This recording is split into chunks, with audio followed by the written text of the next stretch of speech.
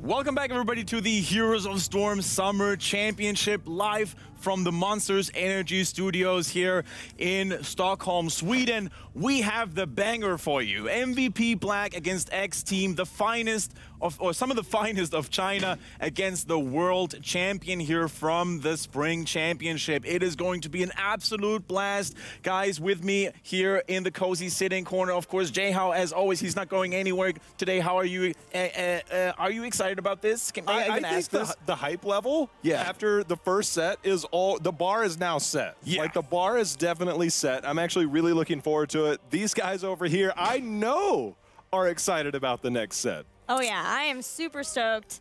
What about you? No, it's gonna be. It's one of the. I feel like it's gonna be one of the best series out of the entire tournament, even though it's happening so early. Definitely, definitely. These teams have faced each other before too. Yes, they at the did. beginning of the playoffs for Gold League. And how did it go? So it was a 3-0 for MVP Black. In the first game, it was Battlefield of Eternity, and X Team got pretty far behind in the early game, too far behind. In game 2, they did better in the early game, but then Stitches, once he got Gorge, Sign did not miss a hook. It was just crazy. Yeah. And then game 3, it seemed maybe like they were a little demoralized from that, as it was a pretty big stop. And the moment you mentioned Stitches, I could see Dred's face just changing Stitches. I do actually. I love Stitches. You love Stitches on MVP. I just love him in general. It's just you got to find him in the right style compositions, and obviously they probably thought it out very thoroughly, as MVP seems to always do, and they made it work out in that game. But I am excited to see how this goes in this set.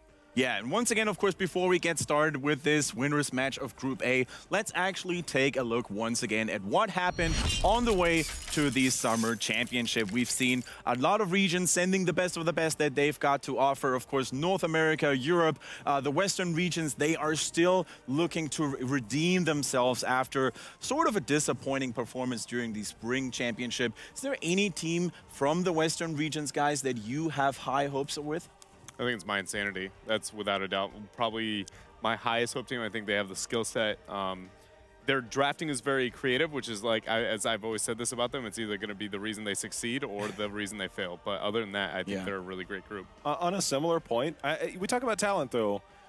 I think Naventic is a very talented team. Yes. Very talented team. It's just a matter of they have the cohesion, they have the familiarity. It's just a matter of the things that I've seen from them have actually been improvements since spring.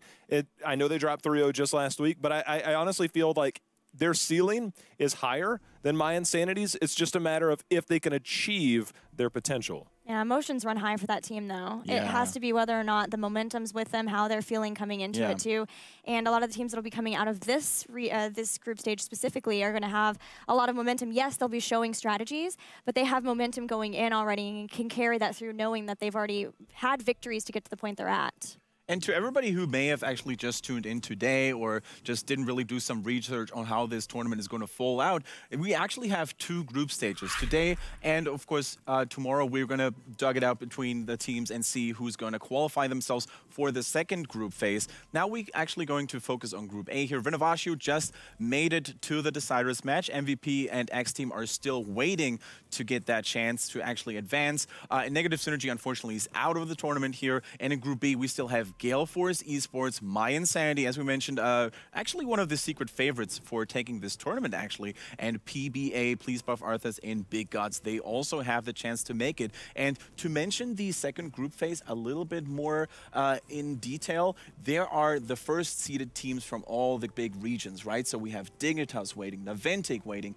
E-Star Gaming, and Team Tempest. And these teams actually have a lot in storage, and they may actually get a little bit of an advantage because they see all these matches today and tomorrow. But I think there's something to be said about being able to play against some tough competition before you get to that stage. And I think it's something that we might see from time to time in the sense that, does that help you gain momentum? Yes, you might show a few things that you don't necessarily want to show, but you're already competing at top level. I really feel that there's an advantage to both sides. And the best part about that is when he named those teams, like, the best is still waiting. Like, we're here, we have killer games, killer teams, and we still have the most exciting part in a few days. This is what I love. This is the best thing about Heroes right now.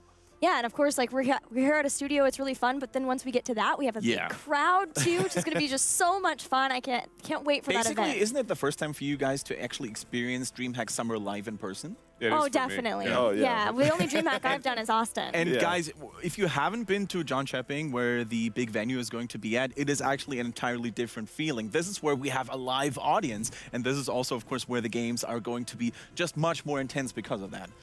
So definitely cool stuff. And let's actually take a look at the updated bracket here as well.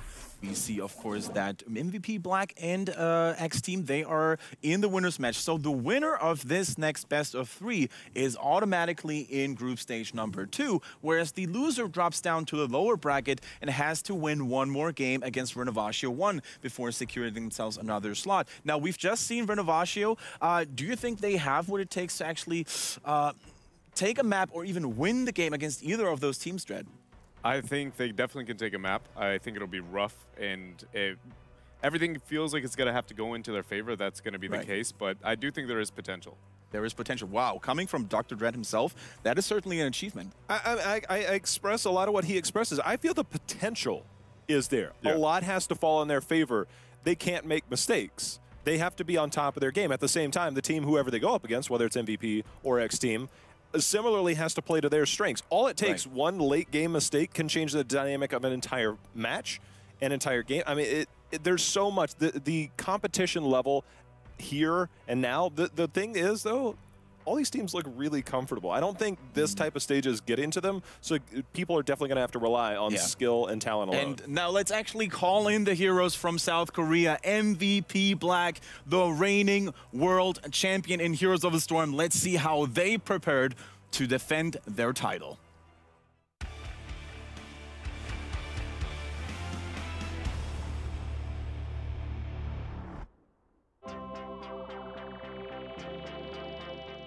원래 지금까지 나왔던 모든 대회들은 저희가 우승을 목표로 했어요. 근데 이번 대회만큼은 저희가 2위로 오기도 했고, 그리고 저희한테 그 우승이 물론 중요하긴 하지만 우승보다 더 중요한 게임에 대한 흥미 이런 게 더 중요할 것 같아서 이번 대회는 우승보다는 저희가 좀 더 재미를 찾는 데 목표를 두고 싶어요. 사인 선수일 것 같아요. 사인 선수가 최근에 좀 안 좋은 일이지만 전투력이 강해지는 일을 겪었기 때문에 아마 사인 선수가 좀 많이 좀 주목되거나 이런 상황 같은 걸 많이 만들어줄 것 같아요. 우선 오더 자체는 되게 중요하다고 생각을 해요. 왜냐면은 보통 싸움을 잘하는 팀이 있고 오더를 잘하는 팀이 있는데, 보통 싸움을 잘하는 팀들도 오더 잘하는 팀한테 오더 잘하는 팀한테 말리게 되면은 이제 자기가 하고 싶은 싸움을 못 하고 이제 그냥 레벨이 밀린 상태로 싸우게 되면은 그냥 싸움을 잘하는 것도 무효가 될 수 있다고 생각해서 오더가 게임에서 되게 중요한 것 같아요.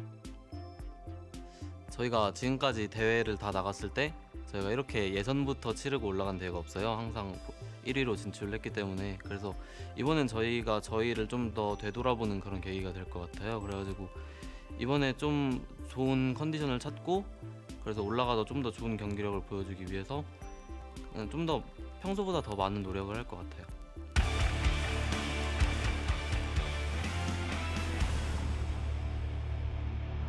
Right, guys, that was MVP Black for you. And after yesterday's interview, when they beat their first opponents, they said, you know, Sake, their team captain, he was actually like, our team is at 30%. We're getting back momentum. We're getting back motivation. How strong can we expect MVP Black to come out after, you know, having a little bit of a setback lately, Gilly? And that not only just coming back and getting focused, but getting back your love of the game almost, right? You look at a team like MVP Black, who was traveling between two pretty long tournaments. They played in the Gold League, they won the Gold League, and then having to go back and forth to also play in Super League, since that was actually where they could qualify to come here.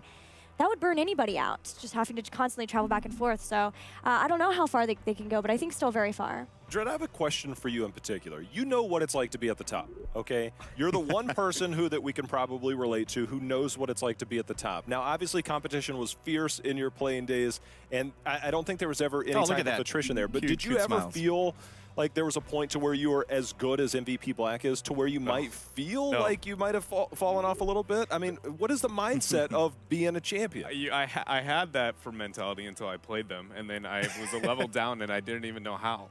That is how it feels. It's almost like you're just like, where did they get this advantage? They're very good at adding up a lot of small choices in order to stack on top of each other until you look at like your end game score screen and you're just like, how did they end up getting this much XP, like this many objectives here and there? And it's something that it's very hard to be as good as them.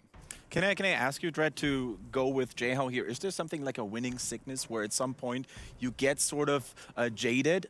I think it's a personality thing. I do think it can exist. I personally don't feel like I know what that would feel like, but I do think that there are some people that I've met or played with or anything of the like that definitely might have that. Right. So, Gilly, to wrap it up about MVP Black, is there a player that, I mean, during the video we saw that Sign carries a lot of responsibility as a warrior and shot caller, but is there anyone else that MVP Black could actually get your interest with?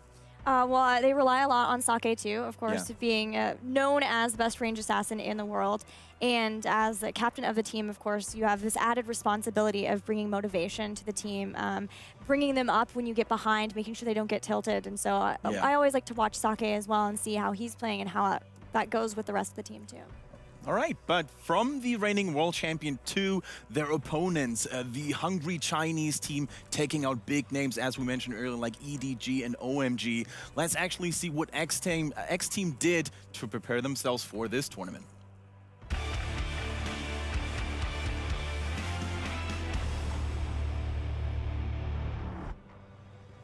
我们的团队啊，我觉得其实这个每个人都很重要。我们的团队个人实力都还可以，但是我们的发挥，不是很稳定。我们发挥好的时候，应该是不惧怕世界上任何战队的，主要是看我们每个人的调整吧。然后真的要说核心的话，我觉得是指挥。我们的主 T 叫埃利根特，就他的发挥是最重要的。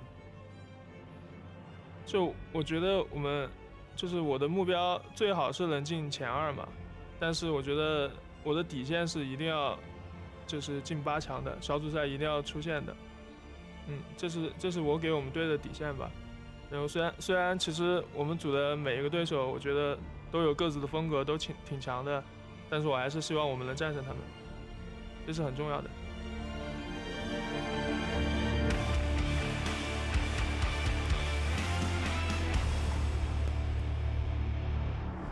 All right, X Team, they're looking up to their team captain, Elegant. And yesterday we also mentioned that in China there is this predominantly aggressive way of playing the game, Gilly. Do you think X Team fits into that stereotype? Do they play very aggressively? Yeah, they love to invade mercenary camps. That's one thing that they really, you'll see them do a lot. But just the fact that if you watch them, they always do follow Elegant very, very well. If he says we're going for a fight, you never see anybody saying like, oh, I don't know about this. Like they commit to whatever Elegant says. And a lot of times that happens to be aggression, and they will keep fighting until the end. I think one of the more telling things is that they said that they sometimes struggle with their play. But at the same time, they also believe that they're one of the best teams in the world. They said they want to have top 2. They know that they've got to get to this weekend first at DreamHack Summer. But the mentality, as you just said, they rely on Elegant. It was pointed out right there. Do you feel that that might create, because they follow him, is it ever to a fault? Maybe sometimes. Maybe if he's just not on his game. And then I still believe, and it's not something I've ever been able to talk to them about, but that they can become maybe tilted a little bit just based on watching their match versus E-Star in the losers finals. Each game got progressively worse, and so it does obviously mean that he has to always be in the right mindset, and that's it's a lot for any person. Dred, former shot caller, if somebody's following your lead and you know you have the support, does that enable you or empower you to feel more confident in your calls? No, it's not even close, actually. It's like one of the most frustrating things is if you feel like your team is responding, but like 5 seconds too late, for instance, or if they're not responding at all, it's something that can be very frustrating and make even the decision-making worse, but like it doesn't extend just to shot calling. It's the entire team. If you can trust that everyone is going to be on the same page, no matter what role you are, you're going to be more confident in your group. Yeah, I think that's one of their biggest strengths, for sure. One of the things, Dred and I actually sat around this morning, watched some old replays, and it was like, watch this call. And we were watching stuff. There was no hesitation. And that's a lot of what we see out of like these pro teams here, especially here. But it's what separates good from great, I think, when you look at some of these teams. The no hesitation, the trust in your teammates, and I think what they're relying on, trusting into Elegant, I think can actually help carry them to the next level. And I think it's time for us to take a look at what map is going to be played out first and which map maps, of course, are going to be banned away. The first round actually goes to Tomb of the Spider Queen, a map that we haven't seen that often during the first day of the Summer Championships, but certainly a map that's fairly neutral and that can, you know, do well for both teams. Now, Dread, I always wanted to ask you, we've seen sort of the shake-up and the downfall of MVP towards the end of the season when they fell to Team Tempest. Can you tell us and wrap it up for the viewers out there as well? What was the ultimate playstyle from Team Tempest that made MVP look not so good? They split them up. They didn't allow them to get the team fights that they're used to getting, kind of like baiting out Meriday's positioning, Rich getting a flank, and doing a large amount of damage on Thrall. They just split them up, distract on one half of the team fight, and then proceed to be aggressive on the other. So Thrall might be a hero to focus on when looking into this draft. Could we actually see a ban maybe, or a heavy pick, or an early pick from X Team? I mean, anything's possible. You said Thrall for X Team? I got distracted because something was happening on the store. Yeah, I mean, X Team loves Thrall. And I always thought maybe it was a hero pool thing specifically, but when Elegant was up here after their winner's interview, I think it said... He doesn't even like him. No, he doesn't like playing him. It's more that he's like, I believe that Thrall is good, so he will play Thrall. I was like, well, okay. No, but the person playing it was like, I don't even like playing Thrall, but he follows the lead. Yeah. He does. He really It's funny, does. that happens in Europe as well for My Insanity, for example. Nurok hates playing Tassadar, but still, he is being forced into that hero so many times because, of course, he is great. But I think the pro players, especially at this level of competitive play, they know how to make their hero pool diverse. At least that's the ideal case. One thing when it comes to this matchup that I really wanted to point out is that both of these teams seem to have the exact same approach to the game, it feels like. Not so much when it comes to the draft, but their strengths are their late game team fighting, and their early game is not really as effective as some of the other teams in the world. Specifically, I feel like E-Star is without a doubt the best early and mid, but they excel when you get to the late game and when it comes to the team fighting. And so it's going to be this weird battle of like, all right, so we're about that point where death timers really start to matter, and it's just going to be that one team fight game is what I feel like we're going to see here. All right, and the draft has started. Tomb of the Spider Queen, as we mentioned, is going to be the first battleground, and Falstad is no longer in the equation. He's being banned out, and so is Uther. Can you elaborate, guys, why Uther is being banned out by X Team here? They're going to ban Karazim in the next rotation. Okay, so essentially MVP Black has shown that they're very afraid of the support choke, and it's going to force them to be picking up Karazim very high in the next rotation. I feel like that's the only reason they can force it. X Team really loves the Uther. They love Uther. They love That's Uther. like their highest win rate hero. It's one of their 3 most picked heroes coming out of Gold League. This is a drastic change in style. Okay, but they do like playing Illidan, but it's Tomb of the Spider Queen. It's a smaller battleground, but MVP Black are going to grab Kayle Thos. I'm a little surprised. Zul? Yeah. I mean, Zul has to... Yeah. there. Oh, yeah. Okay, there we go. Surprised they didn't get first picked, actually. MVP Black have shown that they prioritize Kilthos far higher than they almost ever have. Also, they enjoy Tassadar very much on these smaller maps the Wave Clear provides, and they like pairing it once in a while, not so much on Tomb, but on some maps with the Kilthos here, so I wouldn't be surprised if they Do you move feel they that have route. to go Karazim here now? I don't. Like 100%? I think they're going to. That ban forces that because nobody right now feels that Rhaegar is first pickable. Also, MVP loves the Murden as well and have shown to be one of their first pick first bans across the board, so I think they're going to be going that route. X Team's by far their best hero is Zul too. So I think they're very happy that they've got Zul for Misaka. Most likely it'll be Misaka. He is their flex player, so he can play some different things, but he's played the Zul every time so far. But I think Murden very likely actually we're seeing ETC, and what I heard, I actually got a little inside information on MVP Black. I was talking to their translator, and he said that Sign was not feeling that he had a very good performance on Murden yesterday. And after seeing that video, I think he's feeling pretty shaky in this tournament. All right. And I think Meriday would probably have a word in this draft as well because he wants to have a decent support. And as you mentioned, there is the risk of Karazim being banned in the second round for X Team, which would leave all the top supports potentially eliminated for MVP Black. This is certainly a very interesting scenario that we've got going here. Yeah, that ban was actually beautiful, what it did to this draft so far. And there we go. And they do go with the Karazim here. So MVP Black has already missed out on some of the picks that they typically are given on this map and that they absolutely love. Tassadar, Yeah, of course.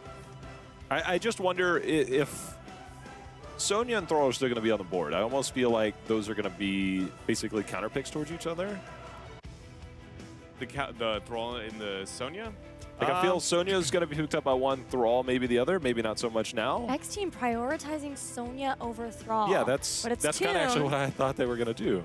It's Tomb, right? So she's going to add 2 wave clear. It is pretty much Paradise's second most played if he's not playing Thrall, but still, it's very interesting to see them willing to do that. And there is a Tychus again, second time they're playing him in this tournament. I think that's because they expect MVP Black to be moving into a double tank. With how they banned out everything, I think that they expect him to make that rotation, especially because just how they've manipulated the supports mainly.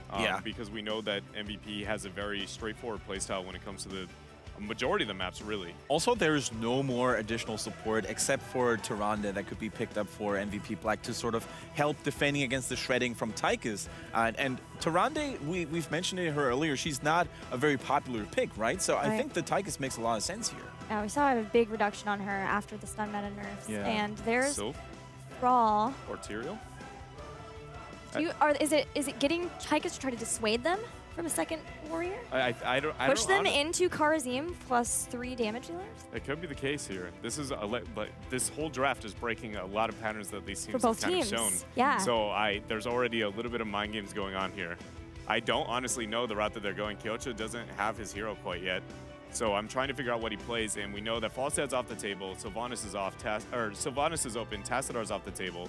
He does play Abathur, but it's one of the weaker maps, and then it's Tyrael. But outside of that, Also, we don't see him. Illidan is still in the game. I mean, that's something we haven't mentioned. I mean, not likely going to happen on Tomb of Spider Queen, but it's interesting to see that neither of these teams even respects Illidan. I think it's map specific in this case. I think it's highly map specific. The fact that it's Tomb and instantly going into Arthas, that is a heavy front line there, Jen. That's something that he has picked up again, too. It's Arthas has been one of Elegant's more prioritized heroes in this tournament so far.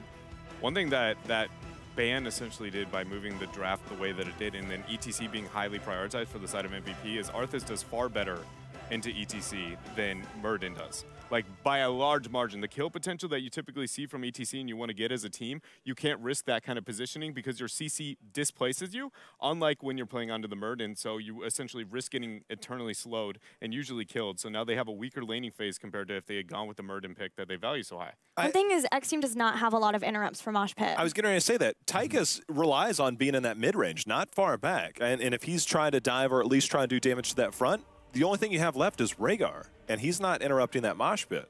Yeah, there's that's a scary not potential. a lot of interrupt for a mosh pit with Arthas. So that's my fear. I mean, let's actually take a look at this. The only thing that could interrupt is the Tychus grenade and a Sonya Spare if it's very generously aimed here, but that's pretty much it.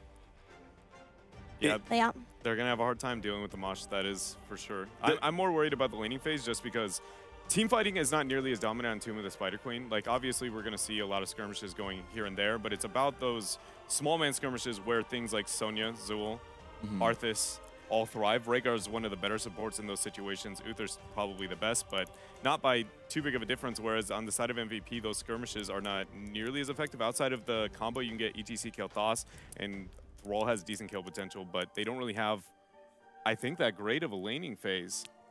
Yeah, and it's really cool to see how slowly but surely Arthas is getting more and more weight into these drafts rather than a Nubarak. So you could almost say that the king's back. But let's actually talk about predictions for now, Jayho. This is without a doubt one of the most intense and exciting drafts that we've seen, with a lot of mind games going on, a lot of prioritization. Who do you think is actually going to win game number 1? Forget draft. I'm going MVP just because they're MVP Black. Yeah. Gilly, you agree with that? Well, actually, what's coming here? Well, hey, we have a little bit of a bias here going on. Is that how professional analyst works? Oh, yeah, definitely. Can we look at what that is? Can we get a zoom in on this, maybe? We've got Arthas, we've got Tychus, so I got to go with X Team. I mean, fancy, huh? It's totally there. All right. It happened. Yeah, I'm still going to stick with MVP Black because I think they are the superior team.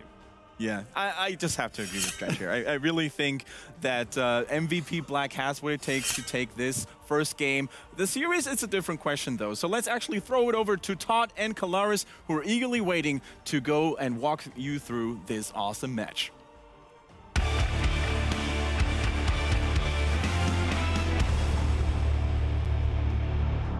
All right, thank you very much, guys. Let's get into our first game here. MVP Black versus X Team. What a draft we just saw, Todd. That is wild. Yeah, it's looking pretty good here. And, you know, I appreciate that there's a lot of hype around X Team as well, but MVP Black, man, I'm feeling they're going to have a strong performance in this tournament, and we're in map number 1 here already. It's all about MVP Black. Let's see how they're going to do. To the left-hand side is MVP Black with Kyocha going to be playing Sylvanas, Meriday on Karazim, Sake on Kael'thas, ETC will be played by Sign, and Rich is on Thrall.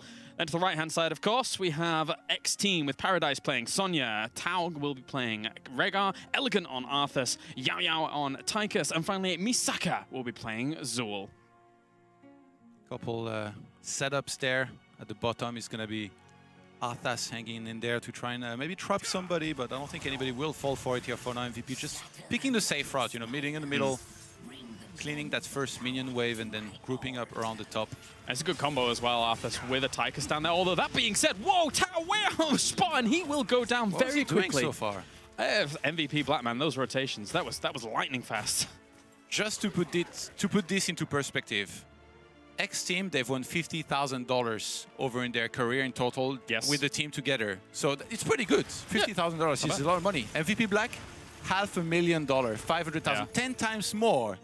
Imagine how gigantic, I guess, their confidence here must be going up against X Team. In such a short time as well. And there's another explosive on towards Misaka, but Shade will get him away. The rotation from Tao to keep him alive, very, very important. But you can see the kill potential behind Meriday and, well, MVP's composition as a whole.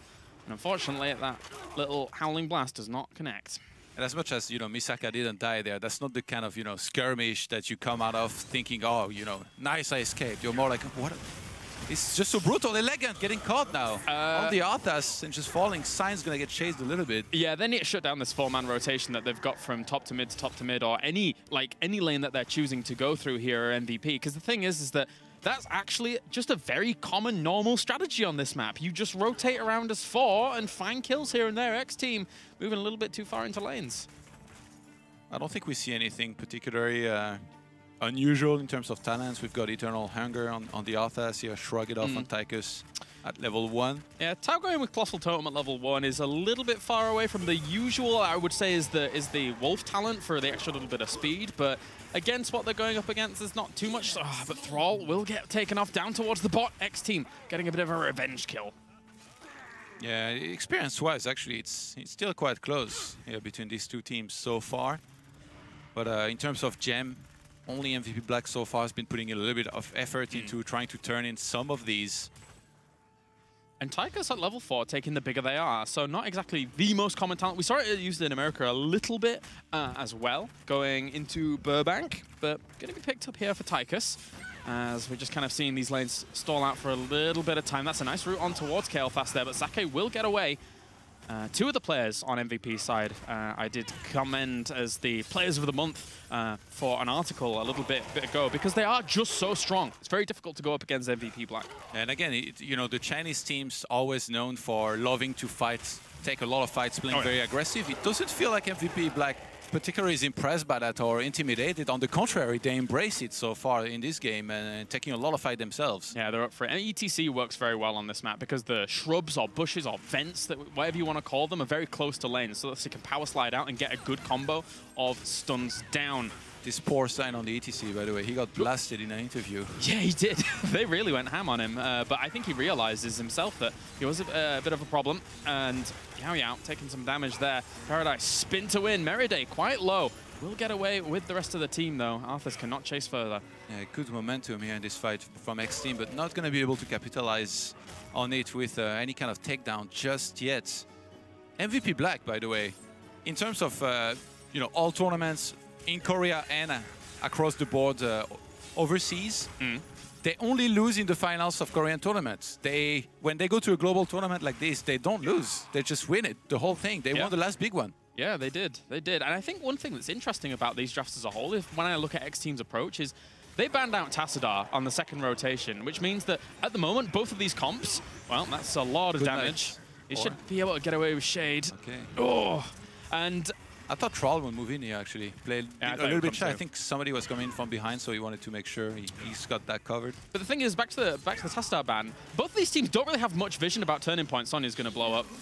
And The observer even moved away before. He's like, she's dead. yeah, it's okay. she's gone. Man. No need to see it. So all vision is being controlled across the turning points by just fights alone, which is a very Chinese thing. They're like, well, we'll just keep trying to hold on to the vision via fights. But MVP Black is at the moment getting the better end of that, even though X Team kind of forced that situation.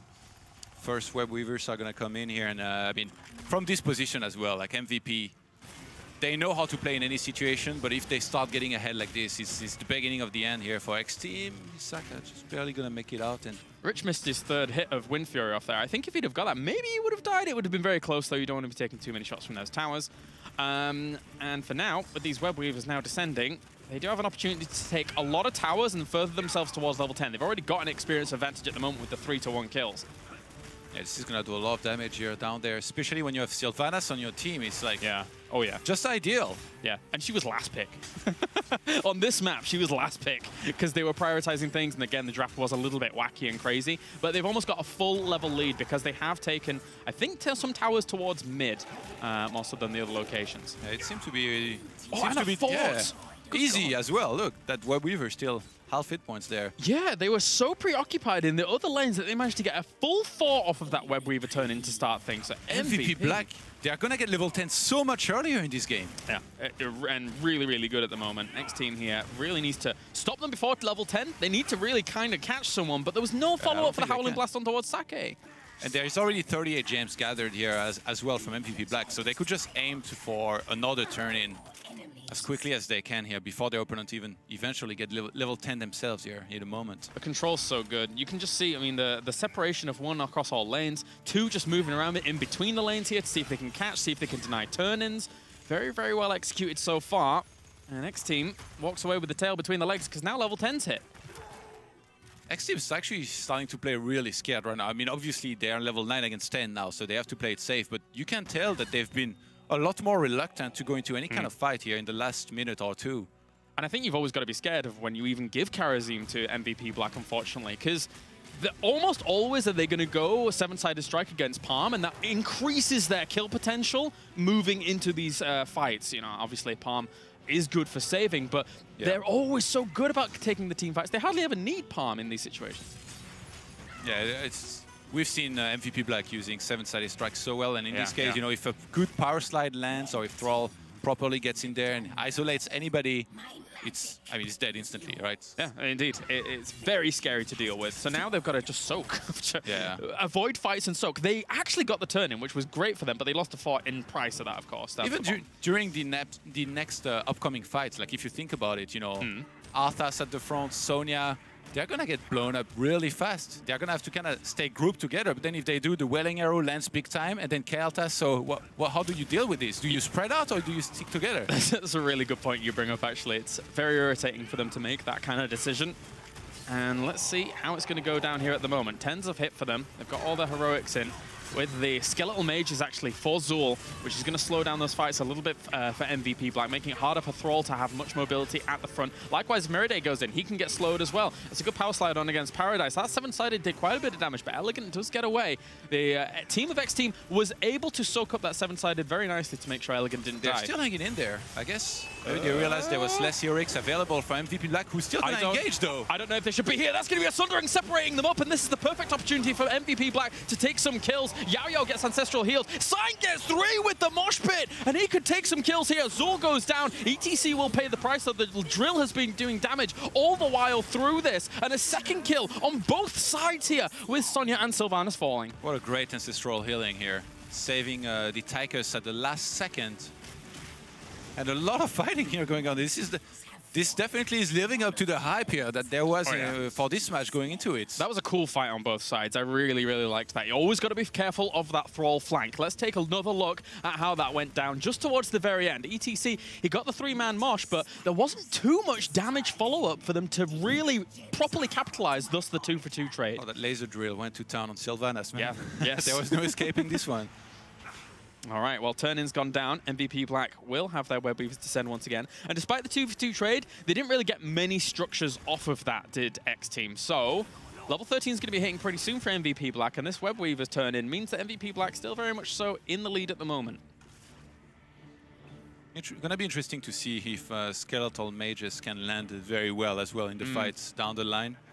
Of course, it's Army of the Dead on the Arthas as well to try and stay alive a little bit longer. It also means if you place it well that something like a Kael'thas isn't easily gonna get away. Seven-sided strike goes in towards Elegant, and he will move away for a moment, saving himself even with a Howling Blast there, making sure Kyocha can't chase him down or anybody left on the team. Look at those heroic cooldowns here on X team. They are about to have a lot of heroics. Like, it's really not that many. There is a chance here they engage. Wailing Arrow is up though. Oh, that's a good catch on towards Sylvanas. Doesn't get many more damage follow-up.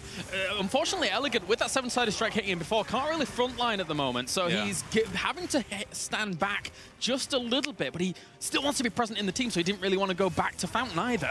Everybody's getting kind of slow healed from the Rhaegar there, but MVP are very healthy, standing behind the web. We're actually going to dive in there. Oh, Paradise gets blown up under the pressure of that Gravity Lapse with the Flame Strike following up as well. Sundering is going to catch a few of them. Elegant's quite far in here, but if they focus on towards him, I don't know if the Army of the Dead's going to keep him alive. Ancestral Healing will, though. That's a mosh pit on towards Rhaegar as well as the Tychus, and they're going to get melted under the pressure of that. MVP Black takes a blinder of a fight there. That is 4 for 0 and could be a full team wipe. If he wanted Sake, he gets him, but at the cost of an entire team going down. Wow, you'd think that with Sonya dying in the very start of the fight this quick, X team would have just pulled back, but no, they were angry. They wanted to avenge her death, so they moved in there. Elegant, even going to the back line, finally getting a takedown, but paying the ultimate price for it. And that was a 5-for-1.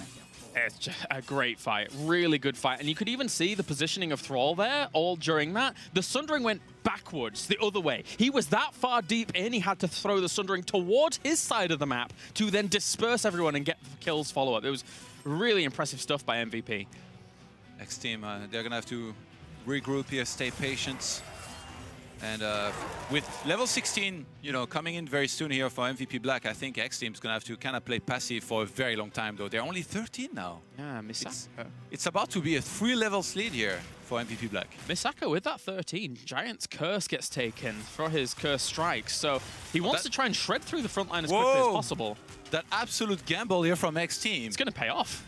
They're going to take this. I don't know how they can stop it. It's probably not going to do that much, though, but I guess that's something, right? Yes, and that's the thing. In Heroes of the Storm, oftentimes, especially when you're up against a team that you think is potentially superior to you, sometimes you have to make those gambles when you are this far behind. It did pay off for them. If it didn't, they probably thought they were going to lose anyway in the current situation that they're in. So I mean, if they got caught there, it would have been game pretty much instantly. I think MVP Black would just crush them, get the boss themselves, but now that's going to be a little bit of defense here for some time. I love how you phrased it, though. A gamble, but I loved the gamble, considering their position. A necessary one, I think. Yeah. Sure. Very cool, very cool. Going to take a fight towards mid. Sign will just back on away. They killed the boss without even doing much damage at all to that fort, as you say.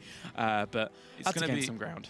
It's going to be a very easy turn in here for MVP Black, with yet again the Web Weavers coming in, looking to try and extend their lead. They know that right now X Team, they have no desire to take a fight anytime soon before level 16 to try and equal those talents. Actually, that bottom fort is very, very low, but the X Team can't really reach it. And you can tell MVP Black want to try and force the issue. And I mean, usually with a team like X Team, it's not even really that hard. You find a guy, you attack him, you make sure he can't really pull back, and the rest of the team will come in to try and help him. Misaka really far out here. Yeah, he's just trying to get there as much soak as possible. The more I think about that boss, the more I think it's about it denying it from MVP because they have such control on the map. Yeah, you could split across the map and split soak and try and catch up, but making sure that they can't get the boss with a turn in later on potentially, I think is the lesser of two evils, if I could phrase it like that, I guess.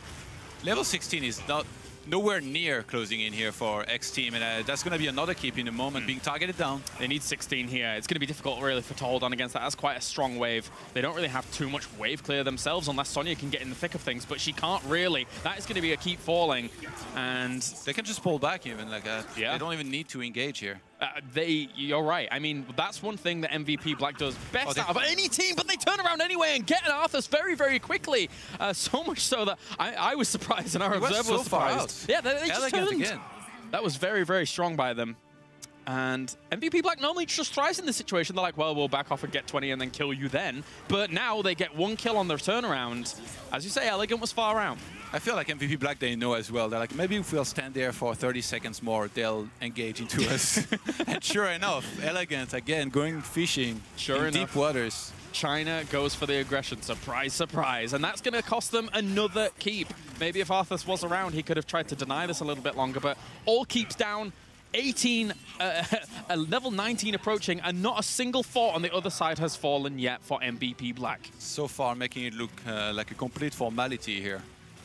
Yeah, they're here to play. They are here for business. After losing Super League Finals, they're definitely here for some revenge across the entire position. That is not too bad a mosh pit, and overall it doesn't really do too much. And actually, they're going to get the kill on Arthas very, very quickly there. Turn around onto Karazim. They're all quite low at MVP, taking this fight. Look how X Team are retreating out. One of them will die off 2 poisons alone, or at least dots, I should say. 3 for 2. And we will take...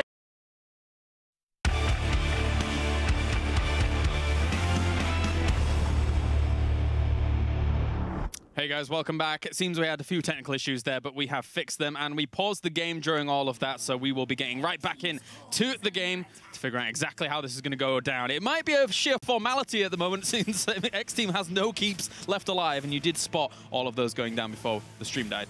Yeah, it's still not looking good at all for X-Team. Nothing. No. They've not turned it around in that last minute or so that we've missed here.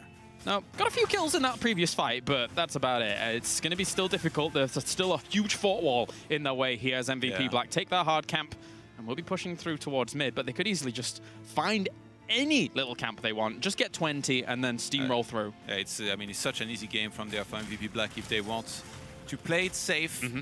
And it looks like, oh, X-Team is going to take one last stand. They are going to try to engage before level 20 is reached. Best time, but I don't think they're even going to get there in the end. We're seeing... ETC is coming in from behind. Uh-oh, and also Zul was actually quite far away from this as well. Paradise might even die. No, Ancestral Healing lands on him very, very quickly. Drill's been thrown down, but it's not going to... It's going to be completely negated by the positioning here, as Elegant also very, very low. They're trying to go on through. That power slide from Sign actually was able to lock down at the front, get some damage done, and get the follow-up kill. And that's 2 for 1 at the moment, with Yao Yao being zoned out by Rich at the top. Moshpit will go down. That's 3 for 1. Even Yao Yao against Rich will die. Very well done by MVP Black. That moment when you try to prevent the opponents from getting level 20 and you only end up giving it to them. Yeah. It was unavoidable here. MVP Black with a fantastic game here from start to finish will secure map number 1 against X-Team. Yeah, good stuff there by MVP Black. Really didn't drop the ball throughout the entire game there. A few kills here and there for X-Team on those earlier rotations, but MVP Black, they had far more strength there in the earlier stages, even going through all the way to the end. And that will be GG for game number 1, with this core falling down.